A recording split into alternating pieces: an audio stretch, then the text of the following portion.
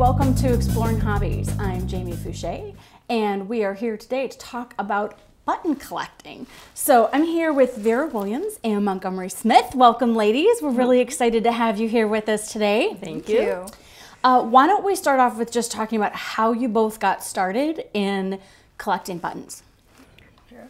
Well, I started collecting buttons probably because my grandmother was a button collector, and she happens to be one of the 8 charter members of the Michigan Button Society. So she had a collection of buttons that after she passed, my aunt hung on to the buttons for years, and I began to show interest in them, and I inherited them. So I've only been collecting actively, though, for 3 years.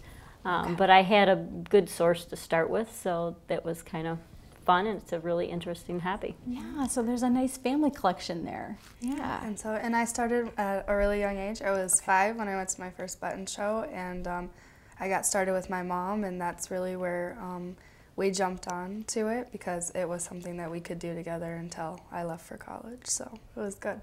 Great. Yeah. So lots of family involved then, which is really wonderful.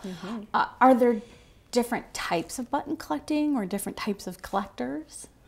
I would say there's different types of collectors because some people like to specialize in a specific type of button. Some people will like to get involved in competition with the button collecting, and some people choose not to get involved in competition. So I think there's a little bit in the hobby for anybody that might want to collect button, and it's kind of interesting, the history behind them. There's a lot of history behind the buttons, actually. So. Yeah, I mean, so just like collecting, you know, I mean, stamps or coins or whatever, it sounds like there's a whole, you know, whether it was something that had to do with fashion that was going on at that time or other things, like what are, share some of the things, you know, historically that you would see in terms of history with the buttons. So one of the things that we would see in, I can't recall the time period right now, was the Egyptian revival, and a lot of people wore Egyptian things and clothing and buttons and things like that. Or do you have another example? Maybe in the earlier years, let's see, you have a lot of glass buttons and glass buttons that kind of look like these happen to be cobalt glass buttons, but there's also some black glass buttons. You know, these probably date pre-1918, all of them. Well, some of these are modern on this tray, which would be after 1918, but this tray right here would date 1918 and before. And are most of the buttons that you collect, are most of them older, or are there like new button artists who create things that people, you know, go after new creations as well? So we have a whole group of people called studio button creators, and they will set up different tables. Some examples are people like Brad Elfrink, who is currently doing it, and Mary Gamond. This is a Mary Gamond right here, as is this. Cute. Yes. It's a what you call a paperweight button. Okay. So it's really fascinating to watch her make those. And you can do whole trays of studio buttons because they can get very interesting and very cool, and so. So you mentioned competition. How does that work? Well, in our in the National Button Society and the Michigan Button Society, we have publications that take place, and in the publications, awards are written, and an award is actually the competition that you entered, and it might specify, say you're going to compete in fabric, and it'll give you the criteria that you're supposed to follow. The criteria then this is our Bible. All right. The So blue book is the Bible. For the lay person to go through this and know how this operates, it doesn't seem to make sense at all at first, but once you know what you are doing and you have your other button friends teaching you, you kind of know and get an idea for competition. This actually was a competition tray that I entered a couple of years ago, and it's all fabric buttons. And you'll see there are, by some of the buttons, you'll have a number that's listed by them. So the idea in a competition is to represent the class entirely as possible. So you want to make sure that everything that's listed in our book here, that you try to fill out that class completely so that you get as many points as possible. Okay.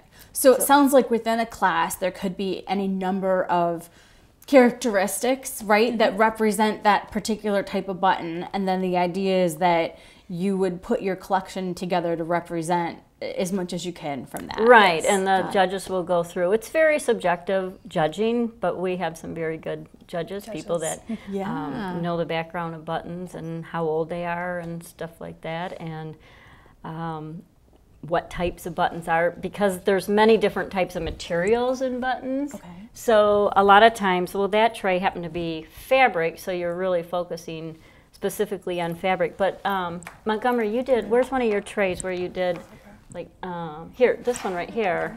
This is like a tray that Montgomery did. Why don't you talk about that? So this is a tray of just mammals, and so when we get into classes like animals or plant life, it's pretty restricted. They tried to write a blue book that only has subclasses that have of things that you can do a whole tray of. Okay. So the thing with mammals is maybe only 8 of these animals are listed in the blue book, but they are all mammals, so they could all go onto a tray. And so, all right. The other thing, when she was putting this tray together too, she wanted to make sure that she covered as many materials as possible, because as the judges look at the tray, they're going to say, hey, what are all the different materials that she has? And, you know, we could point out that she has some jasperware here, and you'll notice she has it labeled, and there's boxwood here. I see that, antler, pewter. It looks like there's plat. Okay. And with every tray, you always try to go for some things that are extra points. Some judges will go and see as many decorative finishes there are, or they look for a verbal button, a button with numbers or words on it, or a realistic one that actually follows the shape. I mean, it probably seems confusing to you, but us people in the button world, we kind of know what we're looking for in competition, so we will do the things to get as many points as possible, just like any competition. Well, there's rules involved, and it sounds like they're a little complicated, but that's all right, right? Then, that's part of the process, I'm sure. Right, and then some trays, you know, you put together, like the tray right by you, Jamie, the lithographs right there. You see, those are all pretty old lithograph buttons, and they're actually made like a kind of a printing process that they're done. Now, that tray, if it was specifically written for lithograph, you know, it might be a tray that you could enter. But that one, was just a tray I put together. Okay. It wasn't done for a competition. This wasn't specific for competition. Then this just they were of interest to you. There was the theme here was around that they were a lithograph, and not necessarily concerned with following particular rules in your book to put together a specific, you know, theme. And I guess too, we tend, as button collectors, we tend to store our buttons on these cards, and you'll notice they're 9 by 12 in size because that's the National Button Society regulation. It's also a good way to store your buttons so that they're not just piled in a box, because being piled in a box, they're either going to get chipped, they're going to get broken, and you can see by looking at some of the buttons here that there's, you know, you got glass buttons and ceramic buttons, and you can't just have them shaking around in a box. Yeah, you don't want to break them. That makes a lot of sense. So you've mentioned a couple different button societies. Are those like clubs? You know, are they memberships? Is there dues? Can you talk a little bit about the societies and kind of the benefits of being part of one of them? Well, being the historian of the Michigan Button Society, I do know a little bit about it. Excellent. Thankfully, my grandmother was very good at keeping scrapbooks, so I got a lot of history from the scrapbooks and that, and I happen to bring with me today a picture of the 8 founding members of the Michigan Button Society, and I just will point out, this is my grandmother over here on the end. Yeah. And these 8 ladies were from various parts of the state: Battle Creek, Grand Rapids, East Lansing, Detroit, Grosse Pointe, and Lansing. I'm not sure if I mentioned Lansing, and a few other cities. One lady was actually from Cleveland. Somehow these ladies got together and they met down at the Detroit Hobby Show. And in 1940, the Michigan Button Society was formed. Now, that took place 2 years after the National Button Society was formed, and the National Button Society was formed in Chicago in 1938. A lady by the name of Gertrude Patterson, who spoke on a radio program called Hobby Lobby.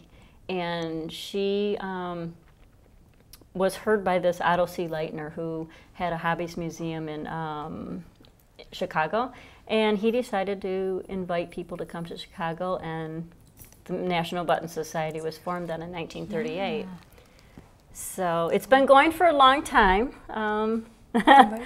And do you join? I mean, is it like a club where people are members, or is the society more around the preservation of understanding the art behind it and that sort of thing, and not so much like a club or membership? So every state in the I think every state in the United States have one main state society. So we have the Michigan, and Indiana has one, and Ohio has one. And within each state, we have several clubs. We have clubs, like I belong to the Mayflower Club, which happens to be over here in Livonia. Okay. And I belong to the Jacksonians, and we meet in various places from Indiana to Jackson. And but it just depends on what part of the state you're in.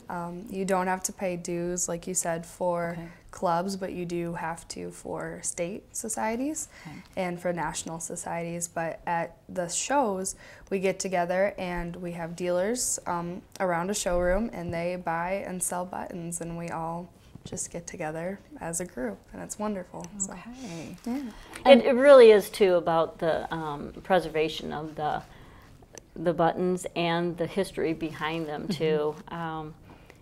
You learn a lot when you study buttons. Like, hand me this tray right here, the political campaigns. Now, to be honest, I really wasn't that much into presidents of the United States for much, but then inheriting a few of these buttons, and of course I purchased a few of these myself, but these are all political campaign buttons, starting from Martin Van Buren going down to William McKinley for some of the years. And these are actually, they're clothing buttons. They've switched now to a lot of the pinbacks that you'll see.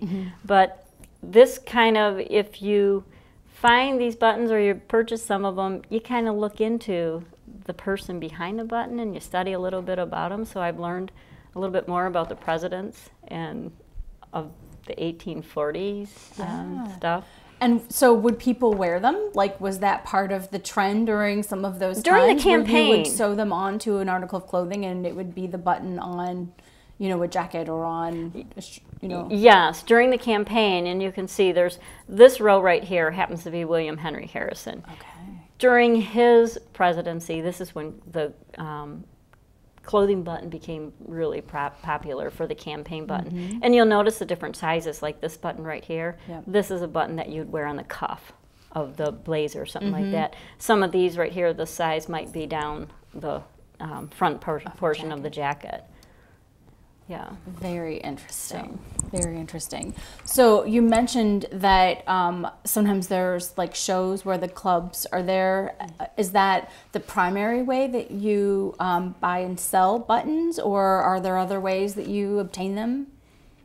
I would say for the most part during the shows is the primary way. I mean, you can search on eBay and they buy and sell buttons, and I've purchased a few that way, but I don't particularly like it that much because it's really hard to see and examine a button close up. Now, sometimes you know the seller because some of the dealers that we know actually sell on eBay or Etsy sites or something like that.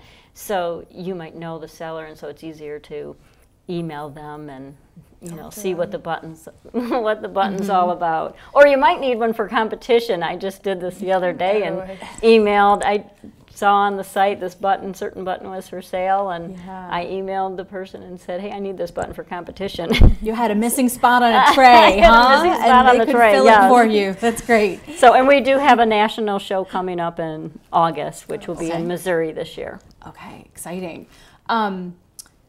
Are there concerns about authenticity? Like, how do you know that something's authentic, or does it matter? Are there times when it fits the spot on the tray and that's all that matters, versus there's some kind of a historical relevance to something and you can prove that it was really made in 1819 or whatever? Do you want to talk about that? I can. So sometimes in competition you will get this little dot that's stuck to the front of your tray, and it's called a measle, and that means that you've been disqualified for competition for that button. Yeah, and one of the things that they will do is for a thing that we call a makeup button. So something that the judges believe didn't start its life as a button, something they turned a pin into it or a general object and glued a shank onto it. Okay. Yeah, so, and that's been around since the beginning of the competition for the most part, because I've just read in some of the old Hobbies magazines and stuff about, they call them fakes and makeups. Fakes up and makeups, I think is what they call them. And that's what people are trying to do, because they're trying to sell buttons to people because they know that people are collecting them. Yeah, so, and I, you know, I think I have one that someone sold as a vintage button, and it really isn't vintage, and it happens to be a lithograph that I bought. And after I studied the dot patterns on those lithographs, I know the lithograph that I bought is a newer type of dot pattern by printing process, I can tell. But it's still put on a old pearl button, and you just know it was put together. I mean, it was done very well, and it's kind of maybe someone actually did use it as a sewing button, but I pretty much think it was made up. Okay. And so when things like that find their way into your collection, it sounds like perhaps it might not be something you'd use in competition, but still could be something that is part of your, it still would be interesting, pretty to look at. You can still put it on a tray that had more to do with you just appreciating it, right? Right. But yes, once you absolutely suspect that it might not be authentic, then you don't want to use it for competition. No, because you'll probably end up getting a measle, and we Okay. don't want measles. We don't like measles. Measles are bad. It's no fun when you get a tray and you have 8 dots on it. Do you have like a particular button or theme that's been really challenging to find that you've been hunting for, or that maybe, you know, you really had to do a lot of research and digging to find something? I have one type of button that I have looked for a long time to find a variety of them is turkey buttons. So I raised turkeys for a little part of my life, and, and I tried to do a whole tray of them. And I did succeed. There are a lot of studios on it. The tray isn't with me, but it was a challenge for a long time, and it finally got completed. But you do have to stick with it for a couple of years before you can complete it. So my challenge was locating these. These are ceramic buttons made by Helen Babington. I didn't have any in my collection, but I had newspaper articles that my grandmother had saved. So started to do a research, and one reason I started to do the research, these were actually from like the 1940s era, and they were sold at J.L. Hudson's downtown. Helen made these buttons. Some of them are they're mostly molded ceramic buttons that she made, and she started to make these buttons during the war because all the monies were being spent on war effort rather than things in the store. She had gotten discouraged that there was no buttons to match the fabrics that were in the store, so she started making ceramic buttons. Chrysler said, okay, that's okay. Here's the fabric that's coming up in the fall line. Make some buttons to go with it. So I went on a search looking for some of her buttons, and this is what I've found so far. That's great. So, they're really beautiful, too. They absolutely are beautiful. And amazing that they're ceramic and they survived from 1942. I think it's the first year she made them. And it's even cooler for us from Michigan because they were made in Detroit. Yeah, there's some Detroit history there with Hudson's and everything. Oh, we could talk. Pwabic made buttons too. Now this is a Pwabic button right here. The blue on it is just the fastener to the back of the card. It's like a telephone wire. But Pwabic made these back in 1940 also because of probably related to the war. And there are glazes and stuff on the Pwabic buttons that's just fabulous, fabulous. And I would have to say that some people around other parts of the country, they may have heard of Pwabic, but it's not real common to find. So it is, it's kind of hard to find. And us here in the Detroit area, we're definitely looking for this Pwabic. Okay. And again, if you find it, it's special. If you find it, it's special. Yeah. That's great. Do you have a favorite button? Can you do that? Is it like children? You can't really have just one. I don't think I could have a favorite. I couldn't. No, I think what happens more is you put together a tray for competition, and then when you win, that's kind of fun. Do you have a first place tray here on the table? I do. This tray won first place. It doesn't have a ribbon with it, but we had our 75th anniversary for National Button Society, and that we did a diamond jubilee. And this was a first place tray, but and it took me forever to complete a clear glass really glitz tray, and we call these glitz buttons because they're glitzy. But and this is one of my favorites. I love that tray. It's beautiful. Yeah, it's so pretty. Yeah. But, when you put a tray together for a competition, do you typically then keep those buttons together, or do you sometimes maybe pull them off for a different competition and reorganize them, that sort of thing? Yeah, that happens. Yeah, more often that than happens. They want it to. I held up a fabric tray earlier, and it had a missing spot on it because right here is the fabric button that was being used. Right. This tray was actually a first place tray at the Michigan show last fall. It's a tray of pattern type buttons. And you'll notice on the tray, you'll see buttons of all different types of materials. Like this one right here, this is a metal, it's a metal repoussé. Is that how you say it? Repoussé? So. Yeah. It's got this one has a bone back to it. They they come in wood back too. And you'll just see I have ceramic, I have plaster, copper, pearl, horn, composition, well, what is that and gap stuff? I don't know. Wood. Some type of wood Yeah. composite. Silver, enamel, you get a lot of different varieties of materials here too. So, how much do buttons typically cost? That is there a big range? Well, you know, if range. you are a button collector, you could do anything from spending very little amount of money to have a nice collection of money to spending a lot if you really wanted to. A lot of times people might talk about a famous button that happens to be a campaign button is the Washington inaugural buttons, and you'll see there with National Treasure. National Treasure with Nicolas Cage. Yeah, they'll have the features one. Yeah, and that button that goes for a lot of money. You'll see I have a presidential campaign tray, and you don't see it there. Okay. It's all, so I think they're good size too. Yeah, they're about that big, maybe. Okay. So they're good, and they're all brass, and they all say something that mean something else, but having to do with that inauguration. So.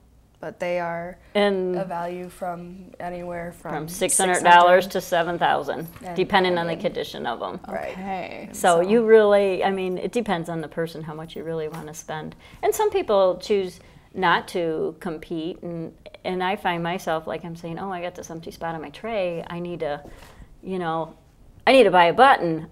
The button always costs more than the award winning because when you win the award, you usually get anywhere from maybe $5 to $10 or something like that if you win. So you're always spending more money to get the button. But for us, it's more about the collecting of the buttons and the interest, the history, the attractiveness. Absolutely. Not so much about.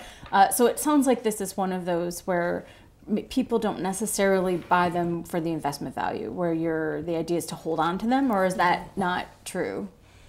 From a collector point of view, it is to get a range of buttons and to hold on to them. From a dealer's point of view, occasionally they will go, for a more valuable button so that they can sell it and just to make more profit. Okay.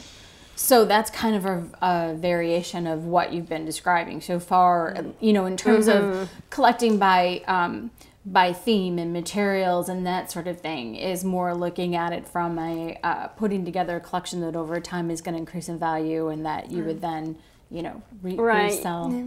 I would say that all the, I guess over time the buttons probably do increase with value a little bit. I would guess. I don't know. But you never know with any collection. I mean, depending on the economy, just like anything, prices rise and fall. Right. That's about it. That's true. So, so you mentioned that there is an event coming up in August. Tell us about that. We are going to Springfield, Missouri for the National Button Show. It's the 76th show because we had our anniversary last year in Appleton, Wisconsin. So we were just talking about, and when I arrived today, I asked Montgomery's mom, I said, okay, Christy, I got a question about glass for you. because there's a glass award that I was thinking of doing, and it had to do with the shades of the glass. So you'll find button collectors very often calling each other, okay, so what does this mean? What is the difference between encrusted and salt? What do those two words mean? And I'm still not sure if I know the difference between encrusted and salt, but you have to know the different styles, you know, whether something is... And many button collectors look forward to this show all year. It's usually about a week long, and we just get together and spend so much time devoted to buttons. So, and are there... is it kind of like a conference where there's things like sessions where you can learn? Definitely. I mean, I imagine there's a lot of buying and selling and trading and that kind of thing that goes on, but what other parts of that event? Lots of educational opportunities about buttons. Our theme this year is get your kicks, get your button kicks on Route 66. Okay. So, since we're down, Route 66 goes through Springfield, Missouri. So you're going to find there's a few awards written for that, but you also will see some programs that are educational in nature, so that you have an opportunity to attend hour-long sessions pretty much all week long to learn about buttons. And usually there are tours around where we are going, or and for me, I'm a junior, so I fall into a different age category, so I compete and participate in different things. And one of the major things we do is something we call the Amazing Button Race. And we're paired up in teams, and we run around the showroom with clues, talking to different dealers who have volunteered to be what we call roaming gnomes. And we get sent all around the showroom, and we learn about buttons, and we answer questions about it the whole time, and then there's a big prize at the end. And that actually sounds like a lot of fun, like a big scavenger hunt. Right, yeah, it's great. That is great. So there's a lot of things for everybody to do at the show, and Montgomery here has been competing for so long that she's now the junior that's going into some of the adult classes and taking awards away from the adults. Good for you.